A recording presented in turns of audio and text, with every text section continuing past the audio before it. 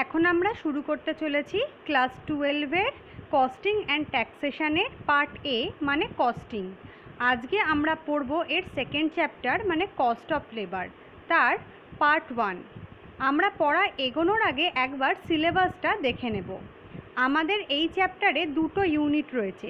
First ইউনিটের নাম cost of labour, সেখানে রয়েছে টাইম কিপিং, তার methods, features of a good time keeping system, time booking, তার মধ্যে রয়েছে methods of time booking, idle time, তার মধ্যে রয়েছে কজেস অফ আইডল টাইম। আর রয়েছে আমাদের সেকেন্ড ইউনিট মানে মেথডস অফ রেমিউনারেশন, তার মধ্যে রয়েছে টাইম রেট ওয়েজেস, তার advantages and limitations, straight piece ওয়েজেসের, তার মধ্যে রয়েছে simple problems and limitation, differential piece wage rate, তার মধ্যে রয়েছে টেলার্স মেথড, তার advantages and simple problems and limitations, and Merrick's method, তার মধ্যে রয়েছে কনসেপ্ট অ্যান্ড সিম্পল প্রবলেমস। এছাড়াও রয়েছে Halsey and Rowan premium bonus scheme, তার কনসেপ্ট অ্যান্ড প্রবলেমস। এবারে আমরা দেখে নেব এর মার্কস ডিভিশন। এই চ্যাপ্টার থেকে আমাদের আসবে 7টা কোয়েশ্চেন 1 মার্কের, একটা কোয়েশ্চেন 4 মার্কের এবং একটা কোয়েশ্চেন 6 মার্কসের। এছাড়াও আমাদের একটা বড় কোশ্চেন আসবে 8 মার্কসের। তার মানে আমাদের টোটাল মার্কস অ্যালোটেড হচ্ছে 25।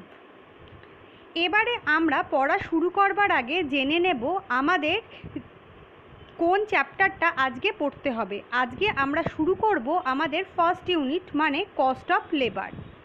কিন্তু আমাদের জানা দরকার আমাদের এই লেবার কস্ট বা ওয়েজেসের কালেকশন এবং কন্ট্রোল করা কেন দরকার। It is the responsibility of cost accounting department of an entity to collect all information related to labor cost. যে কোনো প্রতিষ্ঠানের যে কস্ট অ্যাকাউন্টিং ডিপার্টমেন্ট থাকবে তাদের উচিত আমাদের যত লেবার কস্ট হচ্ছে সেই রিলেটেড সমস্ত ইনফরমেশানকে কালেক্ট করা। The department records all labor cost related information by segregation into direct and indirect labor cost separately. এই যে ডিপার্টমেন্টগুলো থাকবে তারা যখন রেকর্ড করবে লেবার কস্টকে তখন অবশ্যই সেটাকে সেগ্রিগেট করে নেবে দুটো ভাগে, direct and indirect labour cost. The main function of this department is to determine the actual wage rate per hour of each production center. কেন আমাদের এই সেগ্রিগেশন করে কালেকশন করা দরকার? কারণ এই ডিপার্টমেন্ট তাহলে অ্যাকচুয়াল ওয়েজ রেট পার আওয়ারের ক্যালকুলেশন করতে পারবে ডিফারেন্ট প্রোডাকশন সেন্টারের। It is quite natural that the work of each individual worker is required to be recorded on the basis of nature of work performed by him in order to perform this function effectively and with accuracy. কেন আমাদের এই যে actual wedge রেটটা বার করতে হবে? কারণ প্রত্যেকটা যে ওয়ার্কার কাজে ইনভলভ রয়েছে তাদের কাজের নেচার অনুযায়ী আমাদের রেকর্ড করতে হবে যে প্রত্যেকটা ওয়ার্কারের কী কী বেসিসে ওয়েজ রেটটা পেমেন্ট করা উচিত। The total labor cost is required to be divided into 3 categories for the purpose of determination of labor cost for each job or work and also for determination of production cost of the unit. আমাদের যে total labour cost থাকবে তাকে আমাদের 3টে ভাগে ভাগ করা দরকার প্রত্যেকটা জব বা কাজের বেসিসে, যাতে আমরা পার ইউনিট প্রোডাকশন কস্ট জানতে পারি। সেগুলো কি কি এবার দেখে নেব। The amount of direct labor cost incurred for production of the product in finished form or the production process which has already been completed. যে প্রোডাকশানটা আমাদের হচ্ছে তার ফিনিশ গুডসের আমাদের ডিরেক্ট লেবার কস্ট জানতে হবে, যে কস্টটা আমাদের ইনকার করতে হবে বা অলরেডি যে প্রসেসটা আমাদের ফিনিশড হয়ে গেছে তার ডিরেক্ট লেবার কস্ট কত ছিল। The amount of indirect labor cost incurred and considered as a part of the total overhead for the production of the product in finished form or for the production process which has already been completed. এর সাথে আমাদের কি করতে হবে, যে গুডসটা আমরা produce করছি তার ইনডিরেক্ট লেবার কস্ট জানতে হবে, কারণ ওটা টোটাল ওভারহেড কস্টের একটা important part. The part of total labor cost which has been considered as loss on account of labor cost paid for ideal work or ideal time spent by the workers. Total labour cost বলতে শুধুমাত্র direct বা indirect labour cost বোঝালেই চলবে না, সেখানে লেবারদের জন্য কিছু cost আমাদের ascertain করতে হয় যেটা লেবাররা তাদের আইডেল টাইম স্পেন্ড করার জন্য খরচ করে থাকেন। মানে সেই আইডিয়াল টাইমে যদিও তারা কোনো কাজ করছেন না, কিন্তু তবুও সেই টাইমটাকে কিন্তু আমাদের টোটাল লেবার আওয়ারে কনসিডার করতে হয়। তার মানে তার জন্য একটা পার্ট অফ কস্ট ইনভলভ থাকে টোটাল লেবার কস্টের মধ্যে, কিন্তু সেটাও একটা ইম্পর্টেন্ট পার্ট। তাহলে এবার আমাদের জেনে নিতে হবে ডাইরেক্ট এবং ইনডাইরেক্ট ওয়েজেস বলতে আমরা কি বুঝি। ফার্স্টে আমরা জানব direct wages. Direct wages are the labor cost of those workers who are directly involved in the production of goods or generation of services. This type of labor cost can be easily related to any specific work, process or produced product of an entity. Direct wage বলতে আমরা সেই সমস্ত labour কস্টটাকে বোঝাবো যে লেবাররা আমাদের প্রোডাকশানের সঙ্গে বা service জেনারেশনের সঙ্গে ডাইরেক্টলি রিলেটেড। অর্থাৎ ডিরেক্ট যে ওয়েজেস থাকবে বা ডিরেক্ট লেবার কস্ট যেটা থাকবে সেটা কিন্তু একটা স্পেসিফিক ওয়ার্ক বা প্রসেস বা গুডস প্রোডাকশানের সঙ্গে আমরা ডাইরেক্টলি রিলেট করতে পারবো। এবারে আমরা দেখে নিই example. The remuneration paid to the worker who operates the machine used for the purpose of production of goods is considered as direct wages and a major part of the cost of production. অর্থাৎ যে ওয়ার্কাররা মেশিনকে operate করবে তাদেরকে আমরা যে অ্যামাউন্টটা pay করব সেটা কিন্তু পার্ট অফ ডিরেক্ট ওয়েজেস এবং সেটা কস্ট অফ প্রোডাকশানের ইম্পর্টেন্ট পার্ট। কিন্তু খেয়াল রাখতে হবে এই যে মেশিনটা ইউজড হবে এটা যেন একদম প্রোডাকশান অফ দ্য গুডসের পারপাসেই ইউজ হয়ে থাকে। এবার আমরা চলে যাব indirect ওয়েজেসে। Indirect wages are the labor cost of those workers who are not directly involved in the production of goods or generation of services. The labor cost or wages of this type cannot be easily related to any specific work, process or produced product of an entity. Indirect wages বলতে আমরা সেই সমস্ত labour কস্টকেই বুঝবো যে সমস্ত লেবাররা আমাদের প্রোডাকশানের সাথে বা সার্ভিসের সাথে ডাইরেক্টলি রিলেটেড থাকবেন না। এই সমস্ত লেবাররা যেহেতু ডাইরেক্টলি রিলেটেড থাকেন না সেই জন্য কোনো স্পেসিফিক ওয়ার্ক, প্রসেস বা প্রোডাকশানের সঙ্গে এদেরকে আমরা ডাইরেক্টলি রিলেট করতে পারি না। এর এক্সাম্পল আমরা দেখে নেব। Factory supervisor salary, store keeper salary etcetera, এগুলো কিন্তু আমরা আগের ক্লাসেও পড়েছি। এবারে আমরা দেখব যে কেন এই যে ডিরেক্ট এবং ইনডিরেক্ট নেচারে আমরা ওয়েজেসটাকে ভাগ করছি তার দরকার কী। If the overhead cost is not ascertained correctly and if the overhead cost is not allocated among different products produced effectively, then profit or loss of the different product item wise and of different product centers for each center is not possible to be ascertained. মানে আমরা যদি overhead কস্টটাকে ঠিকঠাক মতো ascertain না করতে পারি তাহলে obviously আমরা সেই ওভারহেড কস্টটাকে বিভিন্ন প্রোডাক্টের মধ্যে ডিস্ট্রিবিউট করে দিতে পারবো না। যদি আমরা বিভিন্ন প্রোডাক্টের মধ্যে ওভারহেড কস্টটাকে ডিস্ট্রিবিউট করতে না পারি তাহলে আমাদের টোটাল কস্ট প্রপারলি জানা সম্ভব হবে না, কারণ টোটাল কস্ট মানে কিন্তু তার মধ্যে যেরকম ডিরেক্ট কস্ট থাকবে ইনডিরেক্ট কস্টও থাকবে। টোটাল কস্ট জানা না হলে আমরা সেলিং প্রাইস ঠিকমতো অ্যাসার্টেন করতে পারবো না, কারণ সেলিং প্রাইস যতক্ষণ ঠিকমতো অ্যাসার্টেন না হবে ততক্ষণ পর্যন্ত কিন্তু আমরা প্রফিট এবং লস জানতে পারবো না। সেটা শুধুমাত্র প্রোডাক্ট ওয়াইজই যে হবে তা নয়, ডিফারেন্ট যে সেন্টার্সগুলো তার মধ্যে ইনভলভ থাকে তাদেরও কিন্তু অ্যাক্টিভিটি আমরা সঠিক মতন জানতে পারবো না। In order to impose necessary control over the cost of labor, it is required to divide the wage cost into direct and indirect component, as the cost of direct labor affect the quantity of products to be produced straightway. If it is not possible to impose over the direct wage cost, then either the cost of production will increase or quantity of production will be reduced. তাহলে কি বলেছে যে শুধুমাত্র যে আমাদের profit loss জানার দরকার তা নয়, আমাদের টোটাল লেবার কস্টটাকে আমরা ডিরেক্ট আর ইনডিরেক্ট কম্পোনেন্টে ভাগ করব, কারণ ডিরেক্ট যে লেবার কস্ট থাকবে সেটা কোয়ান্টিটি যে প্রডিউসড হবে তাকে ডাইরেক্টলি এফেক্ট করবে। যদি আমরা এই ডিরেক্ট ওয়েজ কস্টকে ঠিকঠাক মতন অ্যাসার্টেন করতে না পারি তাহলে ওভারঅল কস্ট অফ প্রোডাকশন বেড়ে যাবে। ওভারঅল কস্ট অফ প্রোডাকশন বেড়ে যাবার অর্থ হচ্ছে আমাদের কোয়ান্টিটির যে প্রডিউসড হবে সেটা কিন্তু কমে যাবে। The main reason to segregate the wage cost into direct and indirect wages in order to pay ex gratia and bonus to the workers. It is because the fact that the workers are entitled to get ex gratia and bonus usually on the basis of direct wages earned by them.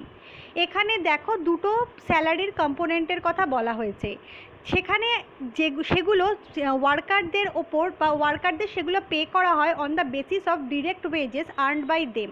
তাহলে direct ওয়েজেসই যদি আমরা না জানতে পারি তাহলে এই x gratia বা বোনাসও ক্যালকুলেট করা যাবে না, আর এই দুটো ক্যালকুলেট করা না গেলে লেবার কস্টটাও কিন্তু অ্যাসার্টেন করা যাবে না। The work efficiency of workers directly affect the wages and in turn also affect the cost of production.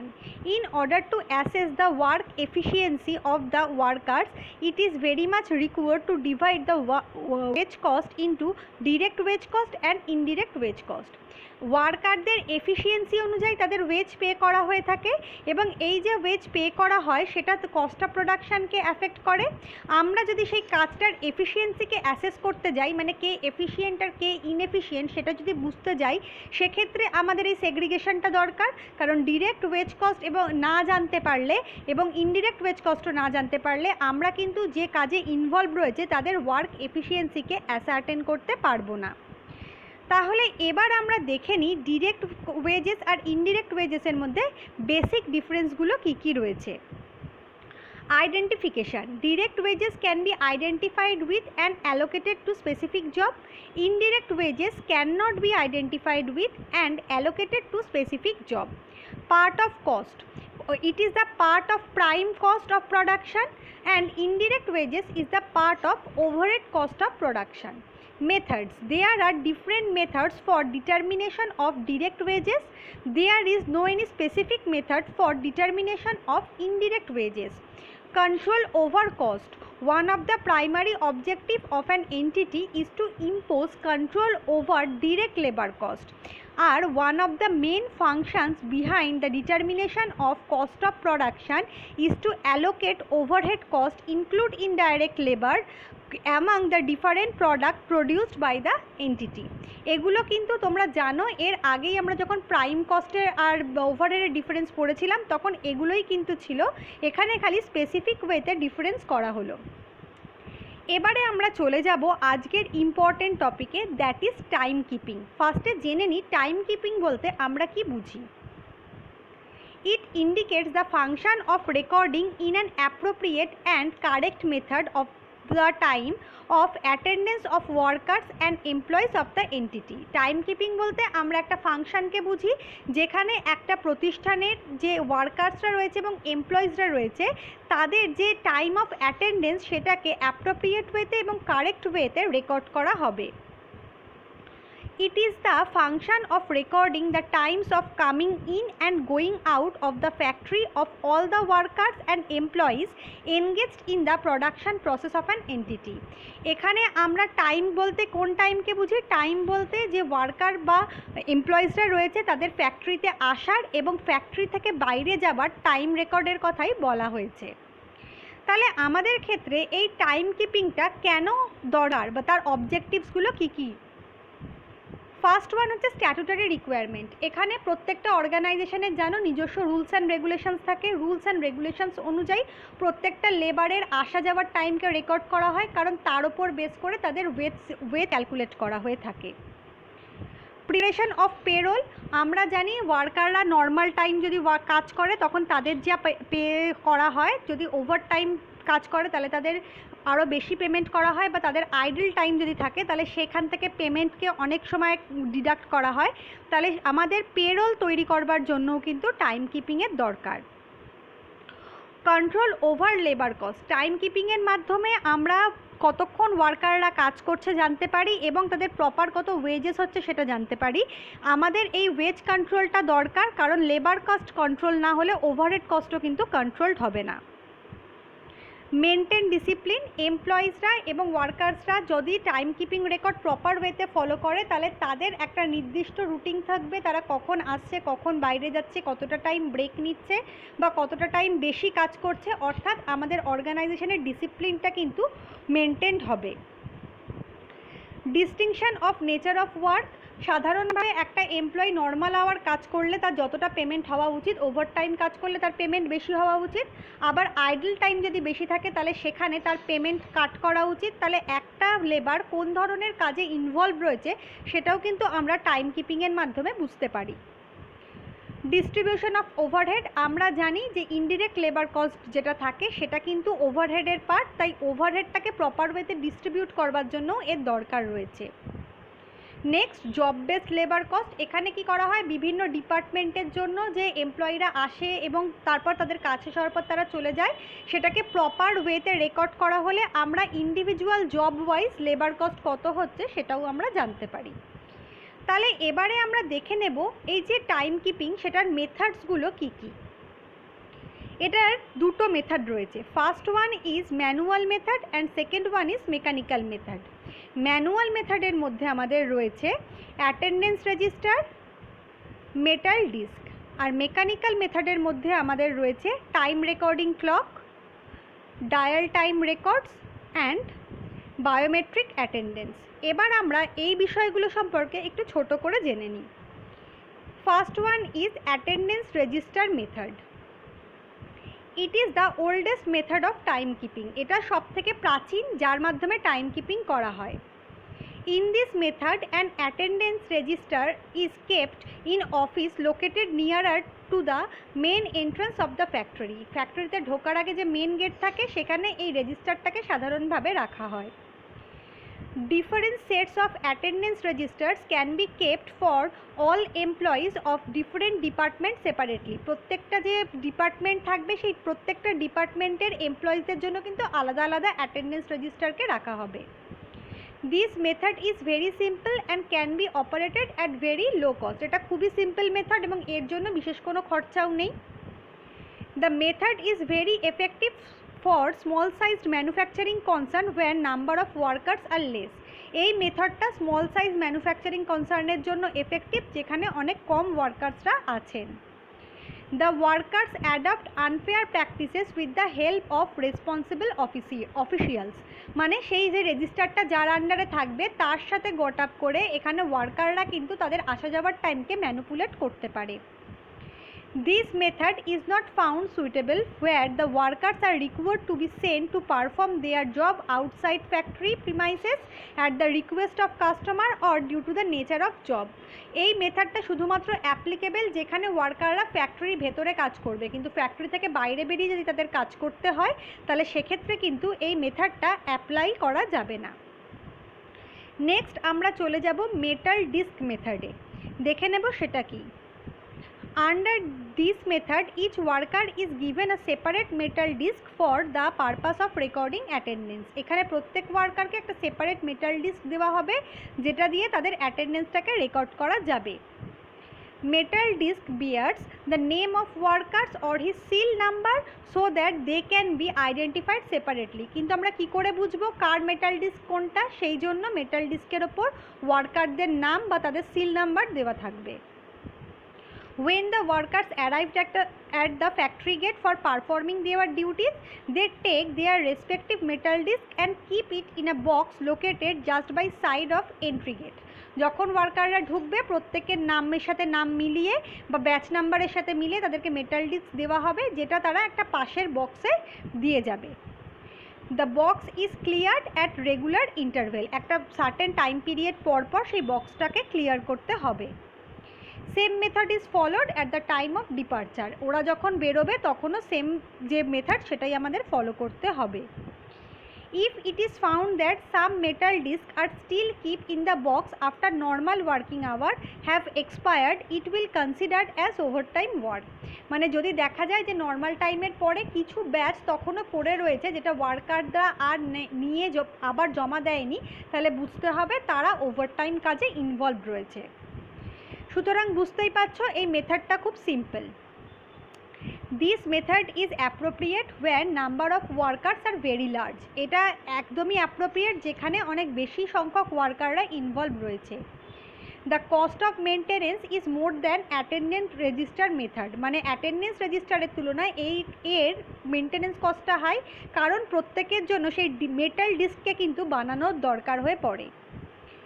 Workers may not record actual time of arrival as well as departure. Hence the proper control have to be maintained. হতেই পারে ওয়ার্কাররা পরে এলো বা দিতে ভুলে গেল বা বেরিয়ে চলে গেল সেই ব্যাচটাকে আবার জমা না দিয়ে, সুতরাং এর জন্য প্রপার কন্ট্রোল করতে হবে। If proper time is not recorded, it will affect the wage bill. কারণ যদি প্রপার টাইম রেকর্ড করা না হয় তাহলে সেই মতন আমাদের পেরোল আমরা তৈরি করতে পারবো না, যেটা আমাদের ওয়েজ বিলকে অ্যাফেক্ট করবে। এবার আমরা চলে যাব আমাদের মেকানিক্যাল মেথডে। সেখানে আমাদের রয়েছে time recording clock method. It is a mechanical technique. In this method every worker is given a time card. এখানে প্রত্যেককে আমরা একটা করে টাইম কার্ড দেবো। Time card is changed after the end of the week. প্রত্যেক সপ্তাহের পরপর কার্ডগুলোকে চেঞ্জ করতে হবে। When the workers are entering the factory to take the time card and insert into time recording clock. যখন তারা ফ্যাক্টরিতে ঢুকবে তখন তারা টাইম কার্ডটা নেবে এবং রেকর্ডিং ক্লকের ভেতর ইনসার্ট করবে। The clock record the time mechanically the time of arrival. এবার কি করবে, ক্লকটা সেই টাইমটাকে রেকর্ড করে নেবে। The same process is followed at the time of departure. In this method, it is easier to record whether an employee leaves the factory before the scheduled time or not. যেহেতু time recording clock এই পুরো ব্যাপারটাকে monitor করে, তাই সেক্ষেত্রে এই যে ওয়ার্কাররা রয়েছে তারা শিডিউল টাইমের আগে বেরোচ্ছে কি না সেটা বোঝা খুব সহজেই যায়। This method does not give any scope of misunderstanding between worker and officials. যেহেতু এখানে কোনো ম্যানুয়াল কেউ ইনভলভ থাকছে না, সেই জন্য কোনো মিসআন্ডারস্ট্যান্ডিংয়ের জায়গাও নেই। এবার আমরা চলে যাব ডায়াল টাইম রেকর্ড, যেটা আমাদের next part.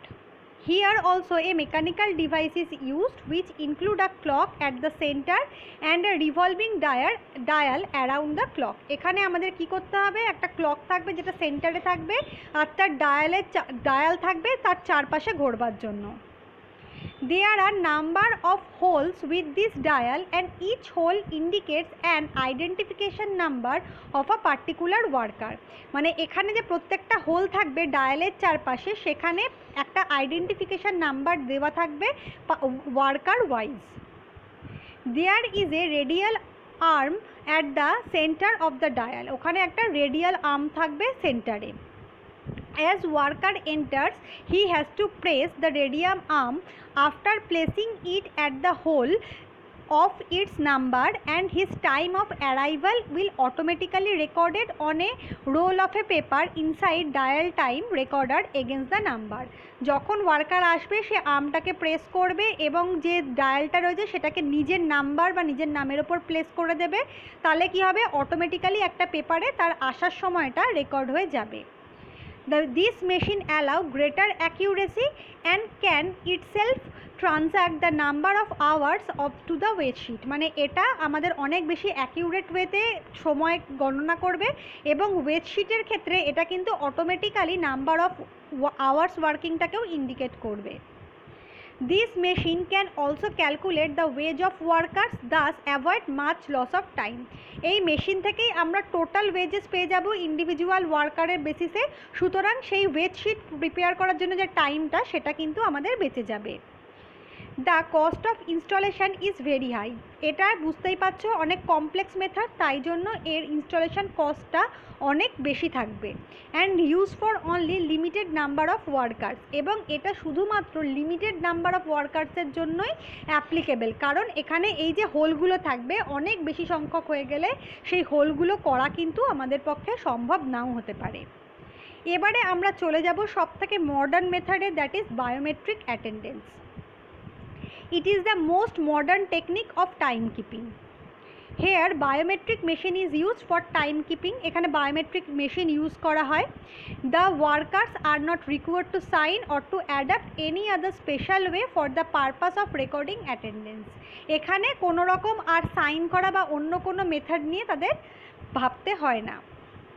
They have to complete their attendance procedure only by showing their faces or eyes in front of the machine or by touching their fingers on the specified place of the machine itself. এটা তোমরাও জানো। সেখানে কি করা হবে, ওয়ার্কারদের অ্যাটেন্ডেন্সটা calculate করা হবে। তার জন্য তাদের শুধু মেশিনের সামনে তাদের মুখ বা চোখের বিশেষ অংশ বা ফিঙ্গারপ্রিন্ট দেওয়ার দরকার হয়ে থাকবে। In this method recording of attendance is very simple. এটা অত্যন্ত সহজ method and it will take the little time to record the attendance এবং সবথেকে কম সময় রেকর্ড করা যাবে।